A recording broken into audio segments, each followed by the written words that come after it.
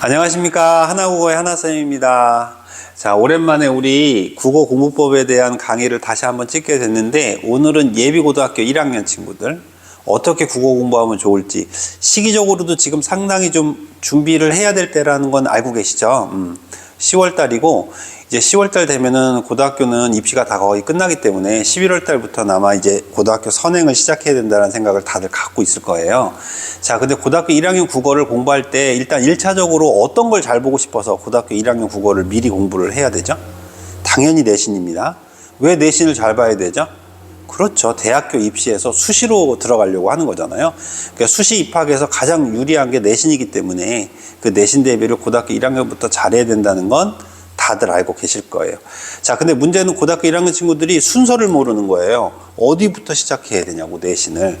자, 그럼 그 내신 공부를 어떻게 해야 되는지 그걸 먼저 말씀드리기 전에 내신 따기가 왜 어려운지 그걸 먼저 알아야 내신 공부를 어떻게 하면 좋을지가 나올 것 같거든요. 자, 고등학교 1학년 올라가면요, 학생 여러분들 왜 내신 따기가 어려운지 아세요? 중학교 때는 교과서 안에 있는 작품으로 내신이 출제가 됐었다면, 이제 고등학교에서는 물론 학교별로 좀 다를 수 있어요.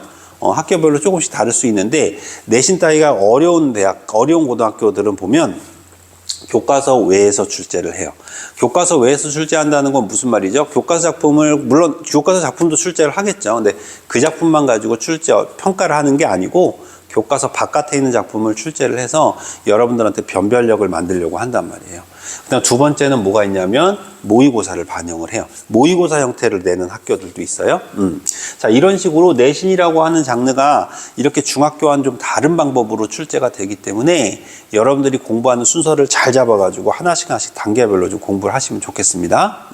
저희 하나학원도 마찬가지로 예비고등학교 1학년 반을 이제 10월 말이나 11월 초에 개강을 할 예정이에요. 그래서 그거는 제가 좀 이따 나중에 또 커리큘럼이 만들어지면 자세히 설명을 해 드릴 텐데, 어찌됐건 예비고1 친구들은 무조건 먼저 기본으로 무슨 공부부터 시작하셔야 되냐면 고전시가와 문법 공부부터 시작을 하셔야 돼요.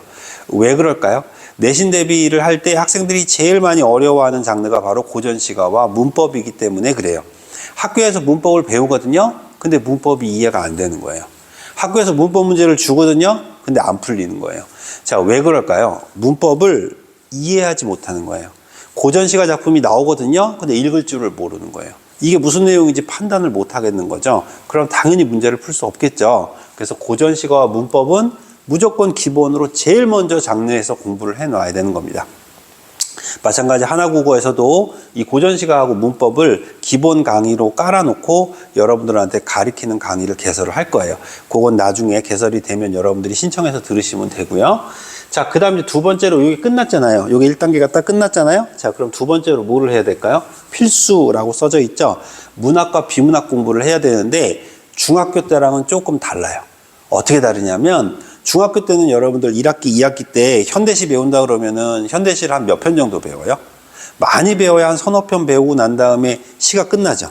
뭐 문학의 즐거움 이렇게 타이틀 해놓고 나서 한 시 서너 편 나온 다음에 그걸로 이제 시라고 하는 장르를 배웠다라고 하면서 끝나잖아요. 중학교 때는 개념을 정리하는 시간이기 때문에 그런 식의 수업이 가능할지는 몰라도 고등학교 때는 여러분들 제가 아까 말씀드렸다시피 교과서 외에 나온다고 그랬죠. 교과서 바깥 작품이 나온다는 얘기는 내가 스스로 문학 작품을 감상하는 독해력을 갖고 있지 못하면 문제를 풀 수 없다는 거예요. 그럼 어떻게 공부하면 좋을까요? 선택과 집중을 하면 돼요. 이게 무슨 말이냐면 예전에는 현대시 3편 했잖아. 그렇게 공부하지 말고 현대시를 하나를 먼저 딱 잡았다. 이렇게 잡아야겠다 생각을 했으면 이 현대시 하나를 집중적으로 공부하는 거예요. 그러니까 예를 들면 한 4주간에 5주간에 거쳐서 한 100편 정도 공부해 보는 거예요. 한 70편 정도 공부해 보는 거예요. 자, 그러면 어때요? 아, 시라고 하는 건 이렇게 독해하는 거구나. 시 문제는 이렇게 푸는 거구나. 시는 이렇게 출제되는 거구나. 이런 거 쉽게 알 수 있겠죠. 다른 장르도 마찬가지예요. 뭐 고전소설, 현대소설 다 마찬가지겠죠. 자, 이런 식으로 어떤 장르 하나를 선택해서 그 장르를 집중적으로 한 개씩 정리를 해 나가다 보면 국어라고 하는 이 필수 과목이 끝난다. 그러면 그때부터는 여러분들 내신 대비도 마찬가지고 모의고사까지 아주 수월하게 공부할 수 있을 거라고 생각이 들어요.